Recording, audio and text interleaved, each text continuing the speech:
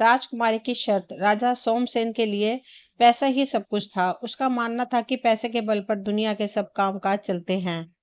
लोग मेरे सामने हाथ जोड़े खड़े रहते हैं, चाहूं तो मैं अभी रुपयों की सड़क तैयार करा दूं। पैसे के बूते पर मेरे पास एक जबरदस्त फौज है, उसके द्वारा किसी भी देश को क्षण भर में कुचल सकता हूँ। वह सबसे यही कहता था कि संसार में धर्म कर्म स्त्री मित्र सब पैसा ही है। राजा सिर से पैर तक पैसे के घमंड में डूबा हुआ था, परंतु उसकी रानी भानुमति बड़ी बुद्धिमती थी। वह पैसे को तुच्छ और बुद्धि को श्रेष्ठ समझती थी। रानी भानुमति की चतुराई के कारण राज्य के सारे कामकाज ठीक चल रहे थे। उसका मानना था कि दुनिया पैसे के बलबूते उतना नहीं चलती जितनी बुद्धि के बलबूते पर चलती है। लेकिन राजा सोमसेन के सामने साफ बात करने में संकोच करती थी। एक दिन राजा ने पूछा, प्रिय रानी, सच सच बताना, दुनिया में पैसा बड़ा है या बुद्धि? रानू भानुमति असमंजस में पड़ गई। सोचने लगी, सत्य कड़वा होता है। राजा की नजरों में पैसे का जो महत्व है उसे वह अच्छी तरह से जानती थी। कुछ जवाब तो देना ही था। वह बोली, महाराज, यदि आप सच पूछना चाहते हो तो मैं बुद्धि को बड़ा समझती हूँ, क्योंकि बुद्धि से ही पैसा आता है और बुद्धि से ही सब काम चलते हैं। बुद्धि ना हो तो सब खजाने यूं ही लूट जाते हैं, राजपाट चौपट हो जाते हैं। पैसे की इस प्रकार निंदा सुनकर राजा को बहुत गुस्सा आया और गुस्से से बोला, रानी, तुम्हें अपनी बुद्धि पर बड़ा घमंड है। मैं देखना चाहता हूँ कि तुम बिना पैसे के बुद्धि के सहारे कैसे काम चलाती हो। ऐसा कहकर उसने रानी भानुमति को नगर के बाहर एक मकान दे दिया और रहने के लिए, और सेवा के लिए 2 नौकर भेज दिए। खर्च के लिए ना तो एक पैसा दिया और न ही किसी कोई सामान दिया। रानी ने जो जेवर पहन रखे थे वो भी उतरवा लिए। रानी मनी मन सोचने लगी कि मैं एक दिन राजा को दिखा दूंगी कि संसार में बुद्धि भी कोई चीज होती है, पैसा ही सब कुछ नहीं होता। नए मकान में पहुंचकर रानी ने नौकर से एक ईंट मंगवाई और उसे सफेद कपड़े में लपेटकर ऊपर से अपने नाम की मोहर लगा दी। फिर नौकर को बुलाकर कहा, तुम मेरी इस धरोहर को कंजोड़ सेठ के घर ले जाओ और कहना, रानी भानुमति ने यह धरोहर भेजी है और 20,000 रुपये मंगवाए हैं। कुछ दिनों में रुपया सूद सहित लौटा दिया जाएगा तुम्हारा, और धरोहर वापस कर ली जाएगी। नौकर कजोड़ सेठ के यहाँ पहुंचा। धरोहर पर रानी के नाम की मोहर देखकर सेठ समझा कि इसमें कोई कीमती जेवर होंगे। उसने 20,000 रुपये चुपचाप नौकर को दे दिए। रुपये लेकर नौकर रानी के पास आ गया। रानी ने इन रुपयों से व्यापार शुरू किया। नौकर चाकर लगा लिए। रानी देख देख करने लगी। थोड़े ही दिनों में उसने इतना पैसा कमा लिया कि सेठ का रुपया चुका दिया और काफी पैसा बच भी गया। रानी भानुमति इन रुपयों से गरीबों के लिए मुफ्त दवाखाना और पाठशाला खुलवा दिए। चारों ओर रानी की जय जयकार होने लगी। नगर के बाहर रानी के मकान के आसपास बहुत से मकान बन गए और वहां अच्छी रौनक रहने लगी। इधर रानी के चले जाने पर राजा अकेला रह गया। रानी भानुमति राजा को राजकाज में उचित सलाह देती थी। चापलूसों की दाल उसके सामने नहीं निकल पाती थी। अब रानी के चले जाने पर चापलूसों की बनाई। चापलूस लोग राजा को लूटने लगे। नतीजा यह हुआ कि थोड़े दिनों में खजाना खाली हो गया। लालची कर्मचारी राज्य की सारी आमदनी हड़प जाते थे। अब नौकरों का वेतन चुकाना भी कठिन हो गया। राज्य की ऐसी दशा देख राजा घबरा गया और अपना मन बहलाने के लिए राजकाज मंत्रियों को सौंपकर घूमने के लिए निकल पड़ा।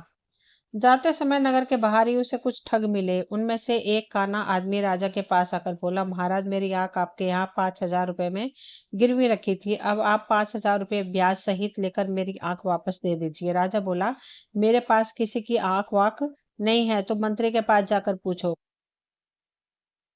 ठग बोला, महाराज, मैं मंत्री को क्या जानूं, मैंने तो आपके पास आंख गिरवी रखी थी।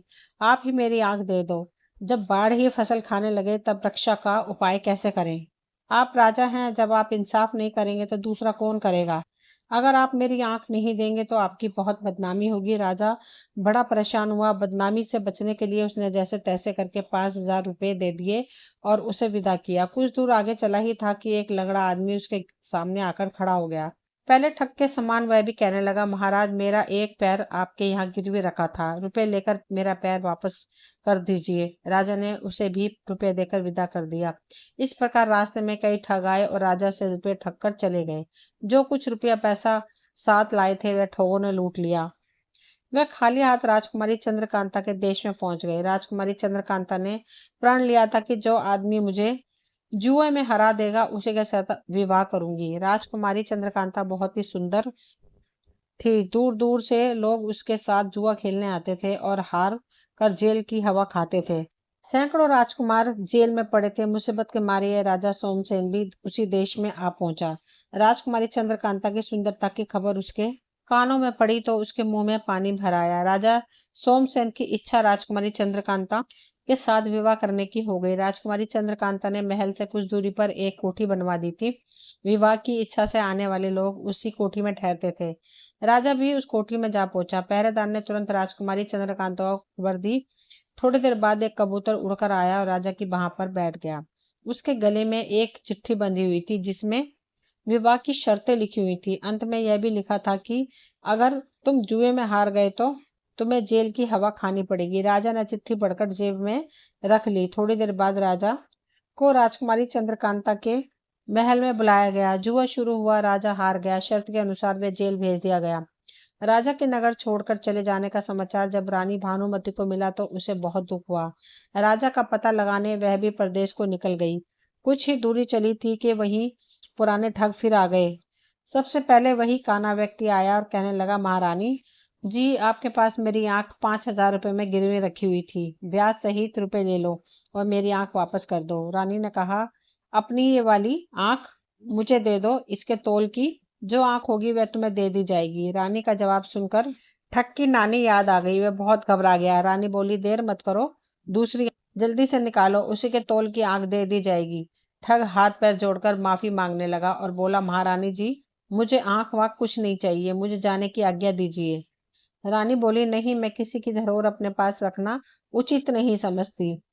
तुम जल्दी से अपनी आंख निकाल कर मुझे दे दो, नहीं तो सिपाहियों से कहकर निकलवा लूंगी। अंत में ठग ने प्रार्थना करके 5,000 रुपये दिए और अपनी जान बचाई। कुछ दूर जाने के बाद वही लंगड़ा ठग आ गया और बोला, महारानी जी, मेरा एक पैर आपके यहाँ 5,000 रुपये में गिरवी रखा हुआ है। ब्याज सहित 5,000 रुपये लेकर मेरा पैर वापस दे दो। रानी ने कहा, अपना दूसरा पैर दे दो, इसके तोल का पैर दे दिया जाएगा। ठग ने कहा, महारानी जी, मुझे वो पैर नहीं चाहिए, आप रहने दो। महारानी ने कहा, मुझे किसी की धरोहर नहीं चाहिए, फटाफट अपना दूसरा पैर दो और उसके तोल का पैर ले लो। ठग ने कहा, मुझे अब पैर नहीं चाहिए। रानी ने सिपाहियों से कहा कि इसका दूसरा पैर भी काट लो। जब ठग ने देखा कि रानी के सिपाही दूसरा पैर काटने के लिए आने वाले हैं तो उसने भी 5,000 रुपये देकर रानी से अपना पिंड छुड़ाया। ठगों से निपट कर रानी आगे बढ़ी और राजा का पता लगाते लगाते राजकुमारी चंद्रकांता के देश में जा पहुंची।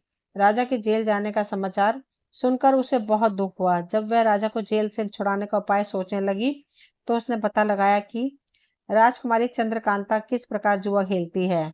सारा भेद समझकर उसने पुरुष का भेष बनाया और कोठी पर जा पहुंची। पहरेदार ने खबर दी। थोड़ी देर में कबूतर उड़कर आया। रानी ने उसके गले से चिट्ठी खोलकर पढ़ी और कुछ समय बाद बुलावा आया। रानी पुरुष वेश में राजकुमारी चंद्रकांता के महल में पहुंची। खेलने के लिए चौसर डाली गई। राजकुमारी चंद्रकांता चौसर खेलते समय बिल्ली के सिर पर दीपक रखती थी। बिल्ली को इस प्रकार सिखाया गया था कि राजकुमारी चंद्रकांता का दाव जब ठीक नहीं पड़ता था और वह हार रही है, तब बिल्ली के सिर हिलाने से दीपक की ज्योति डगमगाने लगती थी। इसी बीच राजकुमारी चंद्रकांता अपना पासा बदल देती थी। रानी भानुमति ये बात पहले ही जान चुकी थी। बिल्ली का ध्यान आकर्षित करने के लिए उसने एक चूहा पाल लिया था और उसने अपने कुर्ते की बाह में छिपा रखा था। रानी भानुमति राजकुमार के भेष में चौसर का खेल खेलने लगी। खेलते खेलते राजकुमारी चंद्रकांता जब हारने लगी तब उसने बिल्ली को इशारा किया। रानी तो पहले ही सजग थी। इसके पहले ही उसने अपनी आस्तीन से चूहा निकालकर बाहर रख दिया। बिल्ली की निगाह अपने शिकार पर जम गई। राजकुमारी चंद्रकांता के इशारे का उस पर कोई असर नहीं हुआ। राजकुमारी चंद्रकांता के बार बार कहने पर भी बिल्ली टस से मस न हुई और राजकुमारी चंद्रकांता हार गई। तुरंत सारे नगर में खबर फैल गई। राजकुमारी के विवाह की तैयारियां होने लगी। रानी भानुमति बोली, विवाह तो शर्त पूरी होते ही हो गया।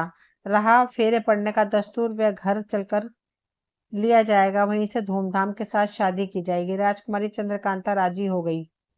पुरुष वेश रानी भानुमति बोली, एक बात और है, यहाँ से चलने से पहले उन सब लोगों को जिन्हें जेल में डाल रखा है छोड़ दो, लेकिन पहले एक बार उन सबको मेरे सामने बुलाओ। कैदी सामने लाए गए। हर एक कैदी की नाक छेद कर कोड़ी पहनाई गई थी। सबके हाथ में कोलू हाँकने की हकनी थी। इन्हीं कैदियों के बीच रानी के पति भी थे। रानी ने जब उनकी दशा देखी तो उसका जी भर आया। उसने अपने मन के भाव को तुरंत छिपा लिया। सब कैदियों की नाक में से कौड़ी निकाली गई, नाई को बुलाकर हजामत बनवाई गई, अच्छे कपड़े पहनाकर उत्तम भोजन करा के उनको रिहाई दे दी गई। राजा ने राजकुमार बनी रानी भानुमति के जयकर बोलकर सीधी घर की राह पकड़ी। दूसरे दिन सवेरे रानी राजकुमारी चंद्रकांता को विदा करा के हाथी घोड़े दासी दास और दहिन दहेज के साथ अपने नगर को चली। रानी पुरुष वेश में घोड़े पर बैठी आगे आगे चल रही थी और पीछे पीछे राजकुमारी। चंद्रकांता की पालकी चल रही थी। कुछ दिन में वह अपने नगर में आ पहुंची और नगर के बाहर अपनी कोठरी में ठहर गई। राजा जब लौटकर अपने नगर आए तो देखते ही कि रानी के मकान के पास औषधालय और पाठशाला आदि कई इमारतें बनी है। ये देखकर राजा अचंभे में आ गया। सोचने लगा, रानी को मैंने एक पैसा तो नहीं दिया था, उसने लाखों की इमारतें कैसे बनवा ली। पैसे का महत्व उसकी नजरों में अभी तक वैसे ही बना हुआ था। संध्या के समय उसने रानी को बुलवाया और पूछा, कहो रानी, अब भी तुम्हारी समझ में आया कि बुद्धि बड़ी होती है या पैसा। रानी कुछ नहीं बोली, चुपचाप उसने राजा की नाक की कौड़ी और हंकनी राजा के सामने रख दिया। राजा विस्मित होकर रह गया। सोचने लगा, ये चीजें इसे कहाँ से मिली। इतने में रानी ने राजकुमारी चंद्रकांता को बुलाकर उनके सामने खड़ा कर दिया। अब राजा की आंखें खुली। वह समझ गया कि राजकुमारी चंद्रकांता की कैद से छुड़ाने वाला राजकुमार और कोई नहीं, उसकी बुद्धिमती रानी ही थी। राजा ने लज्जित होकर सिर नीचा कर लिया। फिर कुछ देर सोचकर कहने लगा, रानी, अभी तक मैं बड़ी भूल में था, तुमने मेरी आंखें खोल दी। अभी तक मैं पैसों को ही सब कुछ समझता था, पर आज मेरी समझ में आ गया कि बुद्धि के आगे पैसा की कोई कीमत नहीं है। शुभ मुहूर्त में राजकुमारी चंद्रकांता का विवाह राजा के साथ धूमधाम के साथ हो गया। दोनों रानियां मिलजुल कर राजा के साथ आनंद से रहने लगी। दोस्तों, ये कहानी यहीं तक थी। मुझे उम्मीद है आप सभी को पसंद आई होगी। अगर पसंद आई हो तो प्लीज चैनल को सब्सक्राइब करें, वीडियो को लाइक शेयर करें। मिलती हूँ अगली कोई नई कहानी लेकर, तब तक के लिए कहानी सुनने का आप